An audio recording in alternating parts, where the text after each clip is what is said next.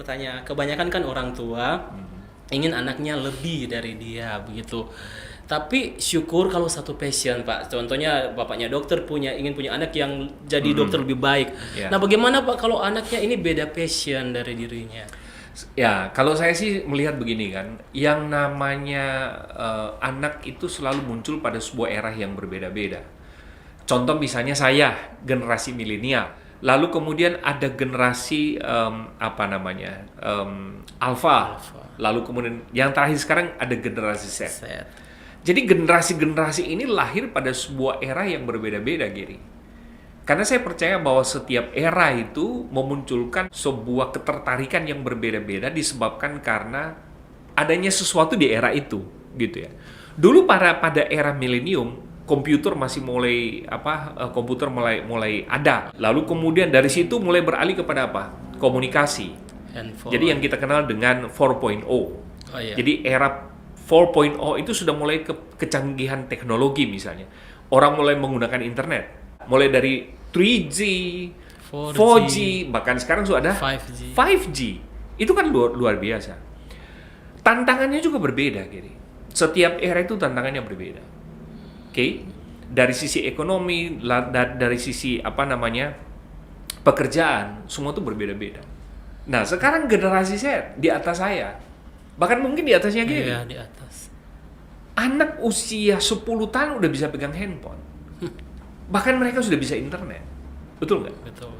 Jadi kebanyakan yang ada dalam benak pikiran itu passion, tujuan, cita-cita itu distimulasi sebetulnya dengan era yang ada. Yes, perkembangan sama. Betul kan? Teknologi itu makin maju sehingga membuat mereka apa? Makin kompleks mereka berpikir.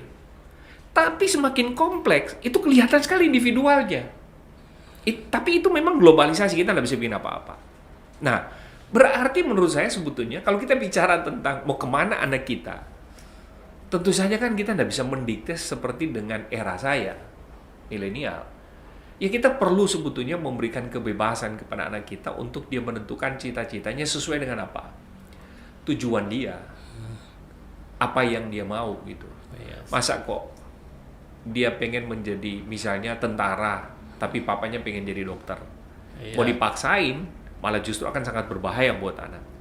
Pak Luki, tapi ada yang terjadi loh Pak, dia bisa berhasil. Tapi kan sekali lagi itu kasuistik. Yes, tidak semua, kita tidak bisa semua. generalisasi. Tapi semua orang menilai dan menyimpulkan hal yang sama. 80%, 90% akan menjadi beban buat dia. Betul kan? Jadi saya selalu mengarahkan bahwa apa sih yang kamu mau cita-citakan sesuai dengan kemampuan. Jadi istilahnya sekarang banyak sebetulnya yang bisa menghasilkan. Menurut saya adalah mari kita belajar untuk mempercayai potensi anak kita. Percaya. Iya dong, Yes. itu paling penting. Saya kasih contoh anak saya gitu. Kami kan pendeta hamba Tuhan gitu. Saya pengen Tuhan gerakin hatinya supaya dia jadi pendeta gitu ya, sekolah teologi gitu. Pak, mendingan saya di kuliah sekuler tapi kan tetap melayani. Gitu. Akhirnya ya sudah. Saya tidak bisa memaksakan. Saya harus melihat potensi dia. Nah, ketika saya menemukan sebuah potensi dalam diri dia, yang saya tahu memang itu yang Tuhan kasih, dia punya talenta, nah, saya arahkan. Jadi orang tua sebetulnya, menurut saya, kuncinya sekarang bukan lagi mendidik anak, tapi berusahalah untuk menemukan potensi unggul dalam diri anak itu. Orang tua perlu menjadi orang tua, dan yang kedua perlu menjadi mentor.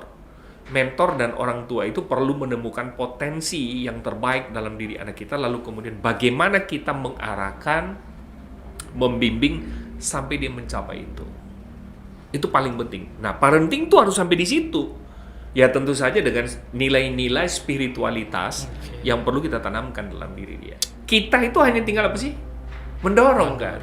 Kita tinggal mensupport duitnya, doanya, semangatnya, bimbingannya, semangatnya. Yang kedua menurut saya lagi adalah jangan selalu melihat bahwa sekolah, kampus, gereja, komunitas itu adalah first place, tempat paling utama bagi dia untuk dia bertumbuh. Jangan.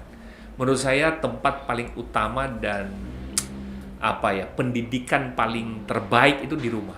Wah, rumah lagi ya. Rumah adalah kuncinya. Rumah. Oke. Home.